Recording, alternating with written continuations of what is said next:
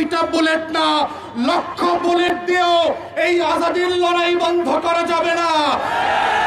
আপনারা বারবার চেষ্টা করেছেন, হেফাজতের গণহত্যা হয়েছে, 1,64,000 বুলেট মেরেছিলেন। আওয়ামী লীগ ক্ষমতায় থাকতে পারে নাই।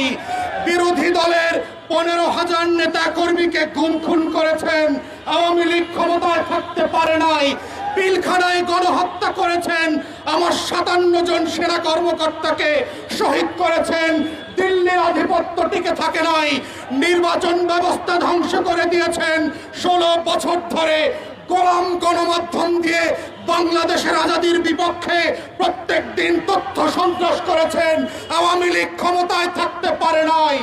পরিষ্কার বক্তব্য, বাংলাদেশের মাটির রং বোঝেন নাই, আজাদির রং চেনেন নাই। ওটা আওয়ামী লীগের পতাকার রং না, ওটা লাল সবুজের রং। ওটার জন্য লক্ষ লক্ষ মানুষ জীবন দেওয়ার জন্য যেমন প্রস্তুত আছে, আগামী দিনেও থাকবে। অতএব শত্রুরা সাবধান, লক্ষ বুলেট প্রস্তুত রাখতে পারেন। আমরাও লাল সবুজের পতাকা বুকে পেঁচিয়ে দিয়ে বাংলার আনাচে কানাচে আমার স্বাধীনতা আজাদির লড়াই চালিয়ে যাব। শরীফ ওসমানদেরকে নতুন করে পাড়ায় মহল্লায় আবার পরিচিত করানো হবে এবং সেভাবেই প্রজন্ম থেকে প্রজন্ম ইনকিলাব জিন্দাবাদ হয়ে থাকবে। ইনকিলাব ইনকিলাব ইনকিলাব ইনকিলাব।